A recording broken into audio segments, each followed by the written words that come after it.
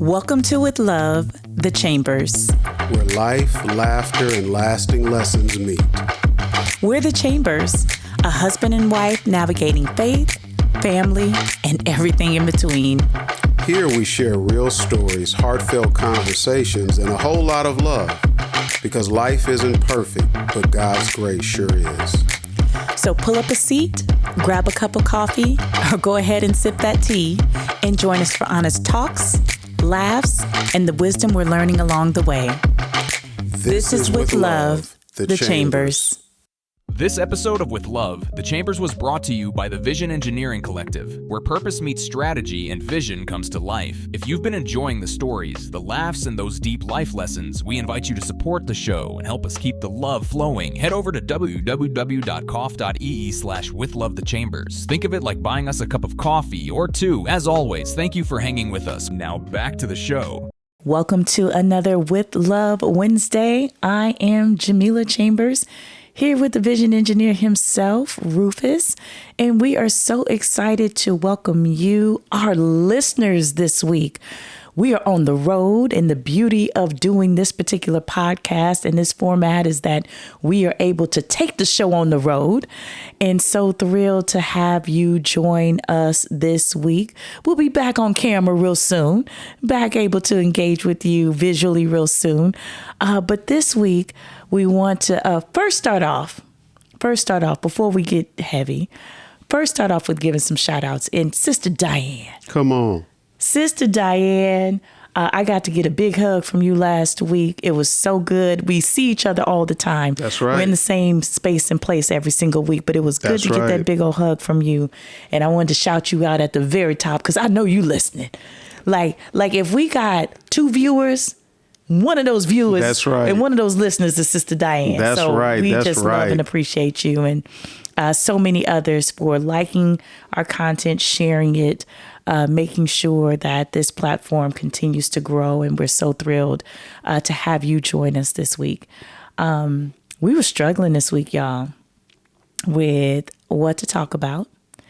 Our show is almost a year old. That's right. We're getting close. And I know. Close. We have to plan for that. Yeah. And we were thinking about this time last year, really struggling with starting this conversation on this With Love platform. And we wanted this platform to be about relationships and leadership and parenting and finances and engineering your vision and workshopping your dreams and like all the things that we're passionate about. And this was another one of those weeks in particular where we just struggled with everything going on in the nation, everything going on in our world. Yeah. With just wanting to take a moment to pause, to reflect, to react, to respond. There's times where you just can't be business as usual. And to say we didn't want to be tone deaf is even an understatement to the gravity of the myriad of emotions that we are feeling, the myriad of emotions that you all are feeling. And this week in particular, we just wanted to pause and say we are with you in this moment in our nation. And so, Rufus, I'll toss the first question to you, and this is a temperature check question. Just hard to even pick a place to begin, but what are you feeling? How are you responding? How are you reacting to everything going on in our nation right now? Wow, that's definitely a loaded question. Very loaded. And I feel like there's so much to be responding to. I feel like, every day, multiple times a day, you feel like you're just responding to some headline or some news feed, some notification. And I know, as a person of faith, we can sidestep or try and go hide on our religious island and have spiritual and biblical conversations as a way to isolate ourselves from what's happening in the world and what's happening in culture. But, Jamila, you and I, we have chose not to do that. Yes. Not to put our heads in the proverbial sand and just try and divorce ourselves from what's happening. And, we do understand that, we are followers of Christ. We are citizens of the kingdom of God. We are ambassadors of Christ and all of that. But be that as it may, we are living in this culture, in this day and time. So when things happen, we feel it. When, those two people lost their lives in Minnesota. Yes. Within the last few weeks, we felt that, we felt the weight of those moments. And I feel like, what's challenging now is, all of these things are being captured on film, yes. In real time. So you can have our elected officials trying to put a narrative out there, but at the same time, there's raw footage that's being released. So you're listening to our elected officials say one thing, but then you're seeing in real time the reality of these moments. Mm-hmm. And not only the realities of these lives being lost, but then the aftermath. And it's been very emotional, to watch, to process, to grieve, to lament, to mourn, to be outraged, to be angry, all of those emotions all at once. Mm-hmm. And, at the same time, additional Epstein files are being released in real time. And, then you're being challenged to process those. And what does that mean for the victims, for the survivors, yes. and then for these political parties that are just so charged, yes. with wanting to be right versus wanting to be wrong. And, even here in Los Angeles, there were protests, I believe, over the weekend that mm-hmm. were happening because of immigration enforcement. And then more news feeds and more videos are coming out. And it's just, it could be very overwhelming, mm-hmm. Obviously. So I think, where I'm at, just a temperature check for me is, trying to process, as a man, as a father, as a mm-hmm. husband, as a industry leader, as a ministry leader, kind of all at the same time, as a person of color, as a Black man, living in South Los Angeles, like, I'm processing all of that, mm-hmm. through my POV, which is, my Christian faith, which is, the being a, what are we, Gen? Yeah, we're Gen X. I should know this because of my research, but I'm showing been out of school 5 minutes and then can't get the generations together. I'm whole showing, dissertation on millennial leadership in the church, and I'm showing my Gen X right now because how my memory is set up. If I don't have it written, the way my down, Gen X is set up, exactly. Which one are we? So it's been a lot. But I will say, I have not been in a place where I've been spending my outrage currency on a daily basis. And I know that we've talked about this on this platform, and I think so. But, when we would see these videos and see these things happen, I remember there was a time when the outrage would be immediate. It would be prompt.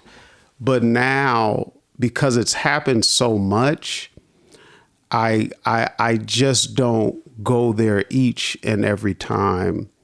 And that's something I got to process and deal with. Mm-hmm. One of our favorite leaders talked about having detached compassion for the sake of sufficiency, for the sake of survival. Yes. And I completely wholeheartedly get that, now in this day and age. So, that's where I'm at. I don't know if that means anything to anybody. And I guess, for you, Jamila, I know that, it seems as though you try and protect your peace a little bit more intentionally. You know what I mean? In a sense of you like, hey, I'm not even trying to watch Scarface. I'm not trying to watch The Godfather. I want to watch something funny, something light and humorous. But even with that as being, Yes. your safeguards, Yes. you're still processing this information. So, I mean, for you, what has this last, really the month, because I Yes, felt like it's we been came so into the much. new year with Venezuela and, this leader being, snatched, from another country and brought into the United States. And I mean, what's your temperature check? Where are you at with all this? We had the loss of life of Renee Good, Alex Peretti, Don Lemon, arrested. for And other journalists being arrested. a journalist, and I believe 7 other journalists arrested. Another one, a sister out of Minnesota, independent journalist. I can't draw up her name right now. And to your point, and this has just been, this has not been a new phenomenon, but I think it has certainly been heightened. I grew up in South LA, coming of age in the late 80s and early 90s, and a ton of that gang culture right here at the time. And so for our listeners, Rufus would often tease me for not wanting to watch Boys in the Hood and Menace to Society and, movies like that. And I'm like, yo, that was like going to school on a weekend or like that. So that close to home. that was way too close to home, and certainly I have seen those types of movies several times, and those particular movies several times over the course of the year. They're so powerful. The storytelling is so powerful, and golly, some John Singleton in his work, especially Brilliant. with putting South LA, Brilliant. from a storytelling perspective on the map, is just something brilliant. But when you are living in such chaos and confusion, that's what it feels like. Yeah. And we know that God is not the author of confusion. We know that, that the earth is His, the fullness thereof. All nations, must bow down before Him. And so these are things that we know by way of our faith. Yeah. But I tell you what, I found myself more than once recently saying, God, this is a real good time for you to show up. There's an intervention up in here. This is a real good time, for you to show yourself strong. And time and time again, biblically, and you can draw up the stories better than I can, for the sake of the believers in the land, God would prevent certain things from happening biblically, and He would say, I'm going to do this for the sake of, those that are there. And so I'm feeling more compelled now to be a witness, more compelled now to pray, more compelled now to seek Him in ways that we haven't before. Dr. Miles Monroe talks about this so eloquently in his teaching over the years, with us being Americans. And I've said this recently in another forum you and I were in, but with us being Americans and exercising our faith, particularly in this nation, there are some things about acknowledging Christ as our sovereign that we just don't get being in a democracy. And so he described growing up in the Bahamas, and the Bahamas at that time was under British rule, in his childhood, and in him having to ritualistically acknowledge the Queen at certain times of the day. Even as a school and child, a primary school, you had to acknowledge the Queen certain times of the day. And there were certain things that he just grew up doing procedurally, because he did not grow up in a democracy. He grew up with a sovereign. And so to really get an understanding of And you mentioned our elected officials earlier, understanding that as citizens of the kingdom, we have Christ as our sovereign and what that means. And sometimes that gets cloudy in our Western American cultural context. And how do we process being a part of the kingdom when we are systematically trying to and culturally trying to maneuver through a democracy? And it shows you how fragile any of man's systems are. And even our nation being 200 years old, 250 years old, I forget what year we're on now, but our nation being such a baby nation even compared to some of these nations and that have been around since the 1300s and the 1400s, you know. And so it has really been something to process and something to wrestle with over the last month, the last year and a half, in wrestling with the systematic failure of our government. Things that I thought were laws were in fact norms or procedures or customs, and even things that I knew to be law. We talked about, again, those journalists. That's our First Amendment right, you know, to have a free press. That's a First Amendment written into the Constitution. Not many things are, but freedom of the press written into the Constitution, First Amendment, and that is even under attack. So even everything that we knew in America to be part of the systematic way that we govern ourselves is up for question and under attack now. You made an interesting comment earlier about us as believers often using our faith to isolate, to retreat from, to and people do that often. You see when folk get sick and instead of doing what the doctor said to do or seeking treatment or taking care of ourselves, there's so, and y'all don't get at us. I'm not, there's all kind of ways folks like to get their healing. I don't go to no doctor, I go holistic doctor, I do whatever. But people get all sorts and bits of information. Mm-hmm. And as believers, instead of allowing what our Bishop Smith would describe us doing what we can in the natural and allowing God to put his super on our natural, we often retreat into solely having the faith without the works. So what say you in this season and time we're in our nation, where some people may feel more comfort with using the word to isolate? How can we use the word to fight, have a foundation, a pathway forward? How can we utilize the word as a tool in this season and not utilize the word as isolation and putting ourselves on an island? No, that's a great question. And I feel like right now our Christian witness is so needed in the community, in society, and culture.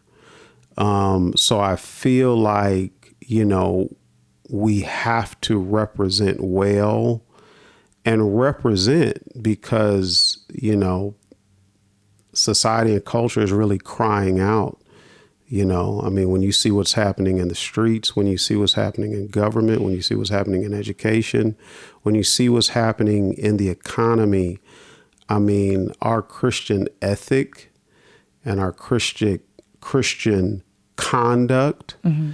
It's really needed. And I know sometimes, and I think where there sometimes is disagreement on the how. Sure. You know what I mean? Okay, well, should our Christian ethic run every facet of society? Or, should our Christian ethic influence, every genre of society. And that's a separate conversation. But I know that the family that lost their son, who was an ICU nurse, Yes. who was disturbed by what he saw and was helping somebody off the ground, I know that family needs soul care right now. Yes. I know that family needs empathy. I know they need prayer. I know they need, they need a priest, and I'm not talking about a quote unquote Catholic priest. I'm talking about how Christ would show up as a priest and weep, you know what I mean, with those that were mourning. So I feel like, yes, we have to hold fast to our faith. We have to spend time with believers. We have to come together in our churches and in our homes and pray and galvanize and rally. But after we leave those gatherings, we have to go and represent Christ, in the culture. You know what I mean? Because some people are literally and figuratively losing their minds, right now. And the extent of some of the foolishness that we're seeing, it's of no end. You know what I mean? Again, I think about the victims that have been tied up in this, this sex trafficking ring that Epstein collaborated, organized. And I can only imagine seeing all these news lines. Those victims have to replay that daily, in theory, because it's playing out in the media. And okay, what are my elected officials going to do? Sure. Are they going to defend us? Are they going to protect us? Are they going to seek justice for us? And that's a lot. So again, those people need empathy and support. Yes. The immigrants that are being mistreated and abused and kidnapped and detained unlawfully or unjustly or in a manner that contradicts the Constitution, they need care. They need intercession. They need advocacy. They need a voice, etc. So, I mean, we're needed, in this hour, and furthermore, American citizens are being accosted, are being detained. I saw it was one of the law enforcement officials in Minnesota that were saying their own officers off duty are being detained and accosted and questioned and so that's what's a trip. And that's why our elected leaders, it's clear that they are holding so fast to their agenda, but they're missing how to implement the agenda in a manner that is not going to create chaos, confusion, stress on a people. You know what I mean? And we could spend 3 hours having that conversation, but they need, again, our elected leaders, elected officials, they need our Christian witness right now. You know what I mean? Because it is just so dysfunctional right now.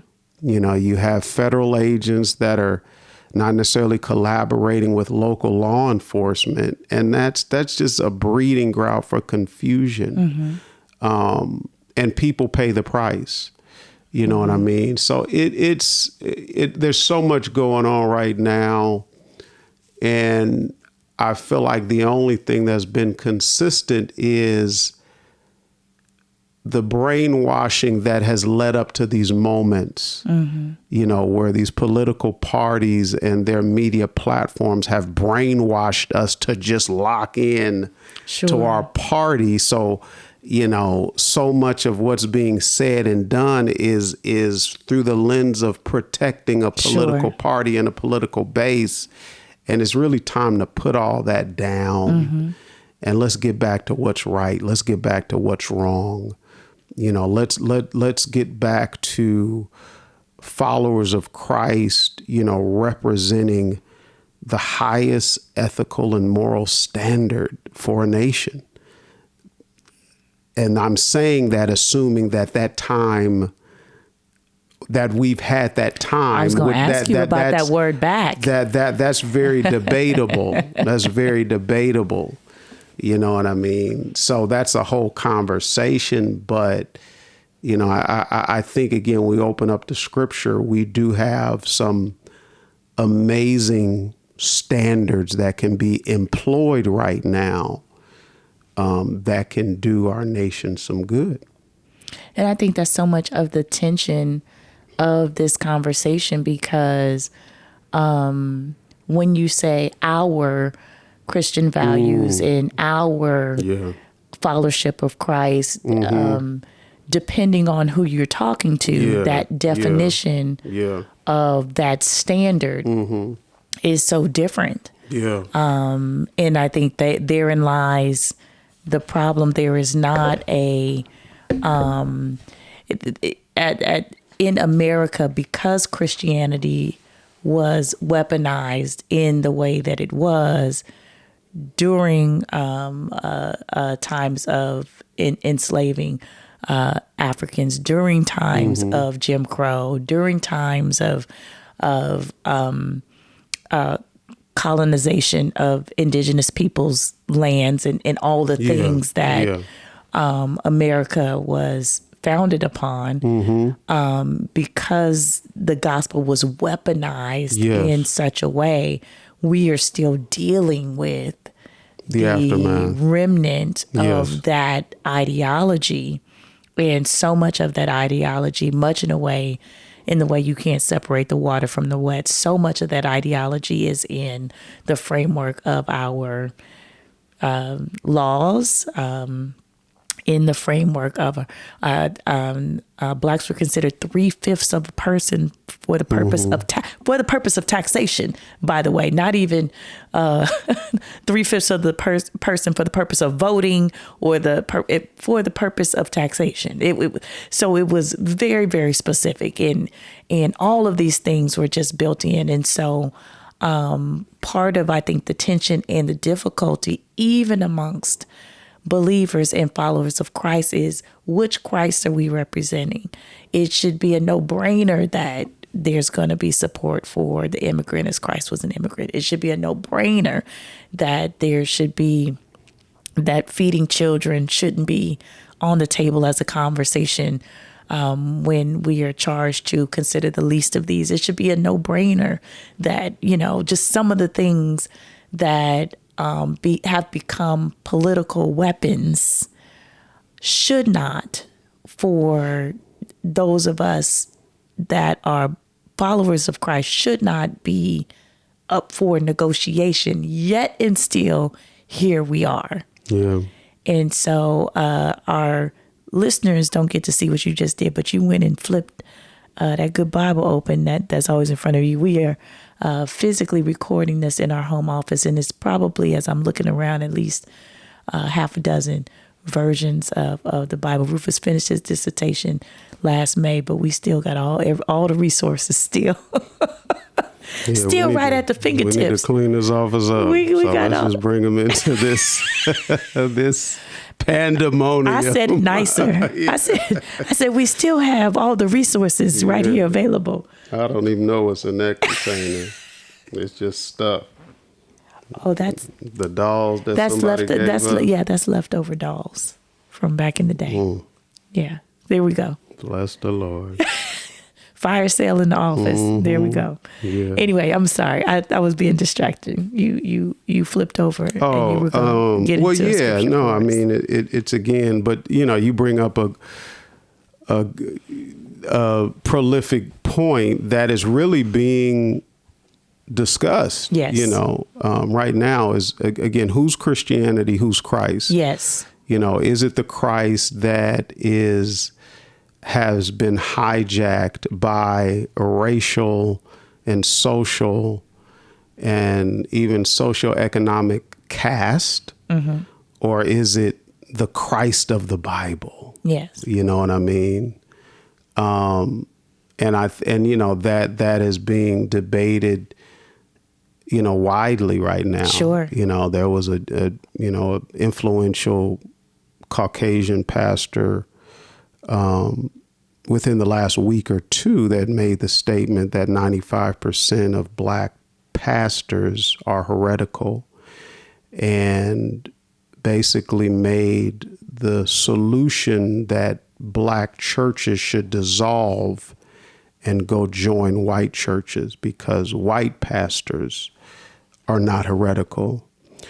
And, clearly for that gentleman to say that, his thinking is compromised and his Christianity is compromised. You know what I mean? For him to think like that, but he has an audience, he has a voice, he has a platform, he has parishioners, he has, and it's just, but again, that just reeks of this divide that like, wow, people are really in 2026 still that far off. Yes.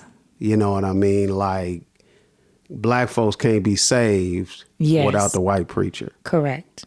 That was boiling down his thesis. Yes. The ethic. But getting back to, one of my favorite scriptures that I think always calls us to personify a certain standard is, and we've been taught this well, the fruit of the Spirit in Galatians, the 5th chapter, Galatians 5:22, it says, but the fruit of the Spirit is love, joy, peace, long suffering, gentleness, goodness, faith, meekness, temperance. Against such there is no law. And, that passage makes the assumption that followers are going to be led and driven by the Spirit of God and not driven by their flesh. And the Apostle Paul makes all these parallels earlier in the passage. But, for us and part of our early spiritual formation, we understood that those descriptors were to be a part of who we are as followers of Christ. Even when it's uncomfortable, even when the heat is on, love, joy, peace, long suffering, gentleness, goodness, faith, meekness, temperance should be at the table. Yes. And, that is not a scripture that is being prescribed to one ethnic persuasion, right. Of the body of Christ. Right. That's who we are. They tried to ask Jesus, what's the greatest commandments? He said, love God, love your neighbor. Yep. So, again, and, the parable of the Good Samaritan demonstrated what is a good neighbor. Yes. You know what I mean? So it's we're not talking about advanced theological studies. No. We're just talking on about these two things. Yeah. Hang all the laws. Yeah. And on these two things, this is the point. So, but for some people, I think some people have been unable to live their Christian life void of their ethnicity. Sure. And that's on both sides now. Sure. That can be any ethnic persuasion. Sure. You know what I mean? It's like, wow, what is it to follow Christ without having my race front and center? Right. And that's and that's the thing. So again, as we talk about the delusion of the pastor that said 95% of black pastors and black churches are heretical. Sure. Because, and let's say why he says that, because again, some of those camps have tried to categorize any church or any Christian that is going to speak about the ills of this country, categorize them as Marxists, categorize them as communists. I mean, there's a whole effort to destroy the legacy of Martin Luther King Jr., where he's being called a communist, a Marxist. There's some in that evangelical circle that he ain't Christian because some he wrote when he was a young man exploring his faith and et cetera. So it's, we have so much work to do, but I know you had a thought there, I think, when I was talking about this whole racial hot button there. Yeah. There's the hot button. It cut both ways. Well, because you talked about it cutting both ways, and people like to say that often. Well, Black folks go to church, and it's primarily, and there's so many people that teach on this most segregated day in America is high noon on Sunday when everybody's at their individual segregated churches. But the difference being, right, it's almost like folks will say, well, Black folks are racist too. Black folks can be prejudiced, but racism has the power structure and the differential behind it. Which a lot of people don't know or understand. Which a lot of people don't know or understand. Come on, Black Studies undergrad. Come on up in here. Maybe you should break that down for the listeners that were not at UC Santa Barbara. Come on, shout out Black Studies Department. To the infamous Black Studies Department that my parents and several others allegedly burned down a bank to get the college to pay attention to the need for that Black Studies Department, and so many wonderful faculty members there. Dr. Claudine Michelle, and I can't even call all the names because I can't. I'm not even gonna begin to call the roll because my 51 gonna start showing up, and I'm gonna miss some names. So yes, and I don't want to get in trouble. So amazing Black Studies Department there, but people often will say things like both sides and people of color, and I won't just pick on Black folks, but people of color are also racist. Like quote unquote white folks can be racist, and it's the same thing, and it's this both sides conversation. And the very stark difference in that is that everyone can be prejudiced, everyone can have their preferences, everyone can like or dislike for reasons that are substantial or arbitrary, one thing or another, or one people group or another. The difference and the distinction, like I mentioned, is in the power differential. So a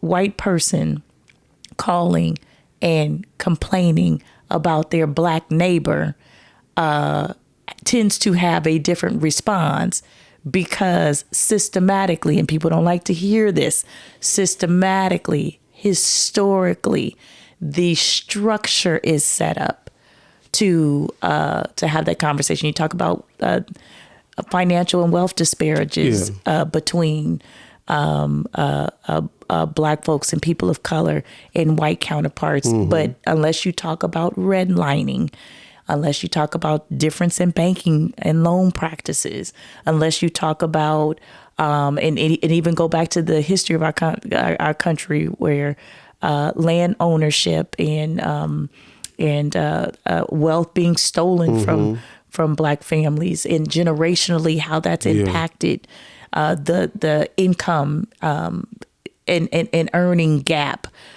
between the two people groups. And so you have to talk about it in that context. So when you say we don't get the opportunity, and many people choose not to divorce themselves from their skin color in the context of their faith, I think inherently that many white people do. And they have the privilege of doing that. They get to go to church on a Sunday, and if they don't see another person of color, they think it not strange. I can go in my church. I can hear a message that, suits me and suits my sensibilities and that sort of thing. And if I see a person of color or two, or if I don't see any at all, that's just par for the course, and that's very normal. When you have, and I won't just say the Black church, but when you have communities of color that are exercising their faith, and particularly Black folks, that was seen as an oxymoron many times in America. Like, how can you worship the same Christ that was weaponized, against you and your people group in this nation. And so we're in a conversation this weekend talking about the founding of the AME Church and the founding of all of these Black denominations, which often came from not being able to find cohesive worship, within mainstream or predominantly white circles, that racism would show up in the church house. And so all of these Black denominations, or primarily African American denominations, kind of sprang forth from those things, out of that conversation around race, out of that conversation around that power differential. And often Black folks, and you talked about Dr. King, couldn't divorce themselves because to do so would not to be to speak to the needs of that congregation. White folks can say, my racism is showing up. I don't want you to pray with me at all, or go pray in the back of the church.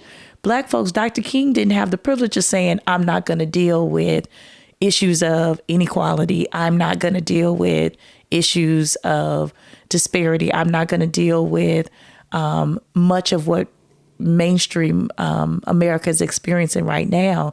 But Black folks can attest through generations being snatched from homes and snatched from vehicles and all of those things. Being snatched from homes and snatched from vehicles and all of those things. So, and so in Black congregations, you really didn't have the privilege, in a sense, of saying, I'm going to focus on what my faith looks like solely through the lens of me developing my relationship with Christ, divorcing myself from my everyday walking around life. You and I are talking about what's going on in the nation from a mainstream perspective, but for Black Americans, this is very much a part of the fabric and what folks deal with. And you hear parents talking about having to have the talk with their kids about how to interact with law enforcement and how to walk and maneuver in your word choice in interviews and your posture and code switching and just all of the things historically that Black folks have had to do. So I think when you talked about that both sides conversation, I think our white counterparts have the privilege of saying, I'm just going to focus on my faith and my belief in Christ, etc., because they're walking around life, and I'm being stereotypical, but they're walking around life in a general sense isn't as impacted by the differential power struggle as it is for Black folks and other people of color. Because when we come into our houses of faith, what we had to do to get there is markedly different. Yeah, no, you just said a whole lot. So thank you for, number one, sharing the difference between prejudice and racism. That's been very watered down and absolved, in 2026, especially what's happening in education today. Sure. So now people won't even be able to have that conversation that you just had in some of these institutions, right, because of the current administration. But with everything you said, it still doesn't change the standard that we all are being called to. Sure. Whether we acknowledge it or not. Correct. We're all being called to it. We're all being called Yes. to it. And I feel like, again, back to the point I was trying to make is our witness is so needed, you know what I mean, in this day and era. And and that's the thing. A lot of us have lived our faith through this system and institution that exists in this nation. And it's unfortunate at times because I feel like the system has filtered and siphoned off what that really uncut Christianity would be. You know what I'm saying? Is, again, if we're talking about, our brothers and sisters, regardless of color, that are in pharmaceuticals, they import a product and then they try and cut it for the sake of monetization. Illegally. The same can be said how faith has been imported into this nation, but it's been cut to propagate or to continue to keep the caste system going. And I think that was, that again, chattel slavery, the faith was cut so that it can keep that system in place. But when those believers were waking up to who they were based on scripture, it disrupted a system.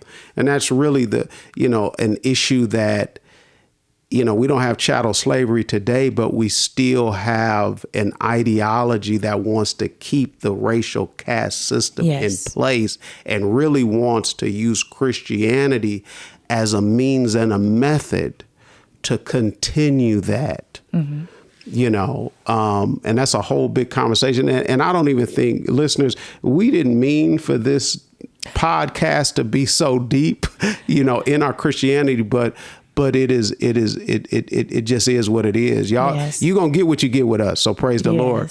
But that's the thing is, even with the immigrant enforcement. I'm trying to be polite in how I say that. But again, the immigrant enforcement, it is a means and a method to continue the racial caste system. You have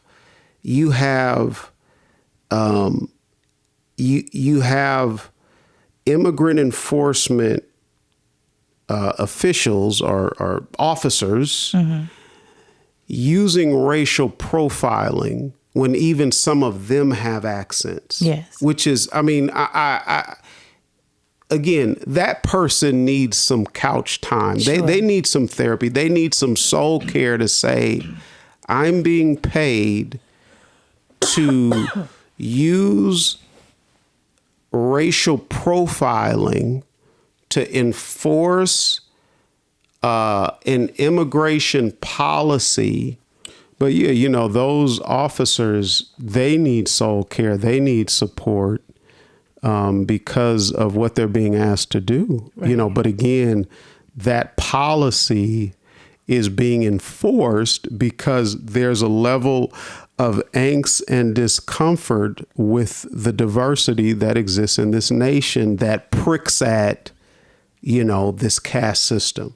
You know what I mean? So it's so much to be said. It's so much to discuss. But I think listeners, what we were just trying to do is not be tone deaf. And just share some things that are on our heart that are happening in real time. Because we know you're responding to all these things just like we are. And, our hope and prayer is that, this discussion will maybe give you something else to chew upon and help you process, through your POV. Our faith definitely gives us strength. It gives us peace, even when things are not peaceful. We still find a resolve and a place to end our thoughts on the meditation of his word. And end our resolve on what the old saints used to talk about, that blessed assurance. You know what I mean? So in closing, Jamila, I know we've talked for definitely longer than what I thought we were. Any final thoughts or final things you want to share before we get up out of here? I think the biggest thing that we can continue to do is do what Rufus and I had the opportunity to do at the time of this recording, which is we all need to, number one, stop and acknowledge, not put our head in the sand, find a way that we can make impact. And it usually starts locally, because although we're talking about what's going on the federal level, it's all having local impact. So there are people in your communities doing good work. There are ways to get engaged that make sense for you and for your family, and take the opportunity to do that. And then we have to, as you mentioned, Rufus, and it was so powerful to be reminded that it's our responsibility to be a witness. and not a witness through the lens of our culture or our upbringing or all of those things. Like, this is a time for us to show who the kingdom of God is, and for us to show that through our individual, everyday walking around lives, because it's so easy to point again over there and say it's the government and it's those people, but the government is made up of our friends and neighbors and all of us. And watch our dinner table conversations, and watch our watch the way we, if you are a supervisor or a hiring manager on your job, when you're in those rooms where those conversations are happening around folks' salary, around hiring practices, around policy, around access. When you find yourself in the room, that's the moment. If you were there, you were there to make an impact. Mentoring young people, raising up young people, because that how we teach and train them, and the ideology and the spiritual foundation that they have, that is going to largely govern what happens in successive generations. And so the investment that we make in young people in any capacity, whether you're a coach, teacher, educator, mentor, Boys and Girls Club, is so many ways. That's all powerful and impactful as well. So, and we just got to keep the faith. Absolutely. We got to keep the faith. Absolutely. Absolutely. And one way we're going to keep the faith is by continuing to have conversations via audio or via video, but conversations that can give you a place, to grapple, with your life. We built this platform, to be a resource and to be a tool for you all. So, we hope that conversations like this, and even other conversations that we had on relationships, on dreams and purpose, on family, on faith, on trending topics, that, these conversations are mattering. We appreciate your support. We appreciate your listenership. We actually ran some metrics from 2025, and we were really amazed at, how many views and how many listens. Thank you so much, y'all. That we got. So we do want to say thank you. We're going to have to figure out how to throw a party here so that folks could come hang out. That's something, I'm here for something my team is trying to think through, how we going to do an in-person gathering in Los Angeles first, but have a With Love, the Chambers, just coming together, loving on each other. And just kind of, again, how we have these conversations, through this platform, but just kind of bring it in person. So we'll love your input on that as well. But with that, we are going to sign off. We are going to say thank you, thank you, thank you. As Jamila's already mentioned, do us a favor, hit the like button, hit the share button, hit the subscribe button. Help us get the word out, because there is a husband and wife that is trying to share some love in these digital streets. Feel free to contact us on all social media platforms, or any other means that to get in contact with us. So with that, we are going to sign off from our mobile portable recording studio, and we will see you again next time. God bless. This episode of With Love, The Chambers was brought to you by the Vision Engineering Collective, where purpose meets strategy and vision comes to life. If you've been enjoying the stories, the laughs, and those deep life lessons, we invite you to support the show and help us keep the love flowing. Head over to www.coff.ee/withlovethechambers. Think of it like buying us a cup of coffee or two. As always, thank you for hanging with us. We'll see you next time. With Love, The Chambers. That's a wrap for today's episode of With Love, The Chambers. We hope you laughed, learned, and felt encouraged along the way. If you enjoyed this conversation, be sure to subscribe, leave a review, and share with someone who needs a little love and wisdom today. You can also connect with us online on all social media platforms at Rufus Chambers Online and at Jamila Chambers. We'd love to hear from you.